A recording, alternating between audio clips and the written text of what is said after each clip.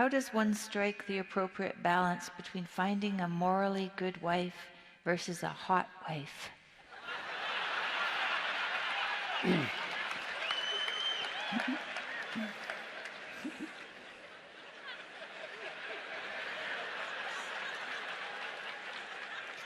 That really is an excellent question. I did great, by the way.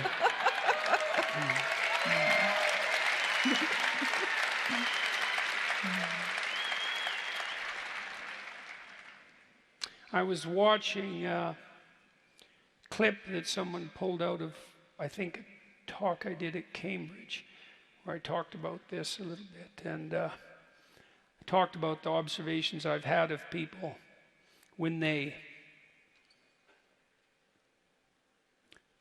move to incrementally destroy the attractiveness of their partner. So imagine, it's not that hard to imagine. Imagine that you have the capacity to become jealous and to waver in your trust. And so then imagine, we'll talk to the men about this first. Imagine that your wife is attractive and you're dubious about your own utility. Maybe you have reason to be dubious. And so the fact of her attractiveness, although attractive to you, is also in principle an enticement to those who might steal her from you, not least as a consequence of your own insufficiency. And so the question is, well, what should you do about that? And a typical answer is punish her repeatedly and subtly for any manifestation whatsoever of that dangerous attractiveness. And so, how would you do that?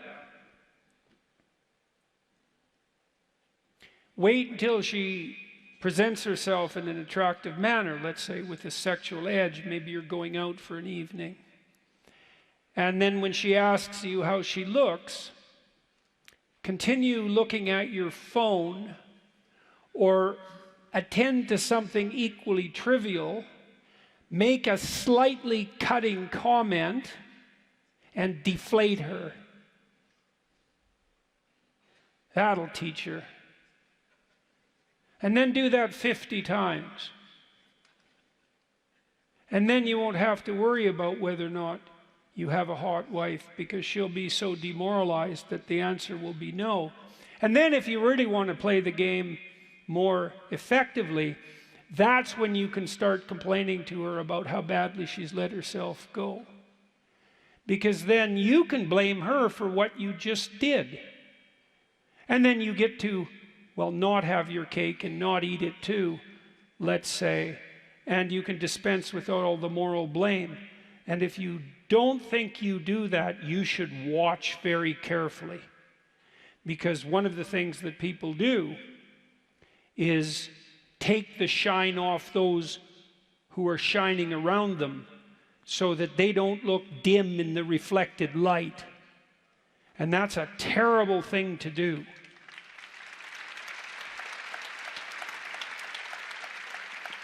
And so then, one of the things you might consider, both of you in a marriage, is when you see your partner do something that you regard as attractive, well, first of all, you need to admit that, right? And that's hard, actually, because you might have moral qualms about your own lust, and you should, because it's a dangerous force. But in principle, you want that sexual tension to exist in your relationship, but you need to have it bounded by the necessity for integrating all the other elements of your life around it, right? It can't be a predominant and impulsive force, because it will break everything apart. So it has an intrinsic danger, and because of that intrinsic danger, that's the danger of sexuality itself, you might have moral qualms about its manifestation in your own soul.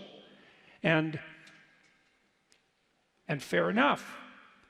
It has to be integrated in relationship to the desire, let's say, to maintain the relationship. But over the long run, in a reciprocal and mutually beneficial and respectful manner, that would be the ethical end of the story, and that was also held in question. But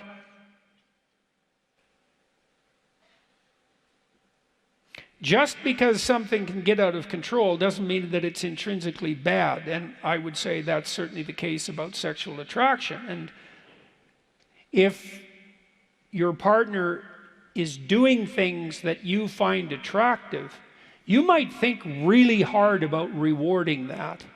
And then you may find that you're afraid to reward it because you're afraid of your own urges, or you're afraid that if your partner becomes too attractive, they'll leave you. And then I would say, well, maybe you should up your ante a bit so that they're less inclined to leave you, because and maybe you should think through your own sexual morality in more detail and discuss that with your wife so you don't stumble over your own very funny. Very funny. Yeah, you filthy-minded creatures. Yeah. Tongue, how's that? So that you can each properly reward each other for keeping the erotic spark alive in your life. And I think that's a high form of art to manage that.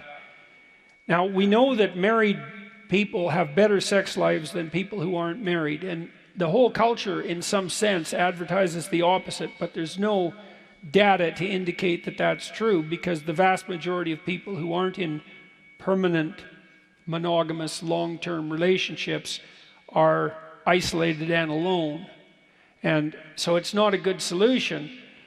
You can have a hotter, erotic life within the confines of a marriage, but it's a very difficult balancing act to manage. But then you might ask yourself, well, you want the alternative?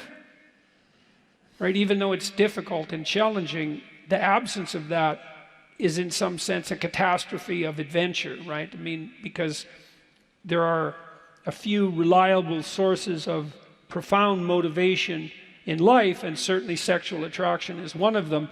And if you can keep that dynamically alive in the confines of an ethically constituted relationship, you can have the best of both worlds.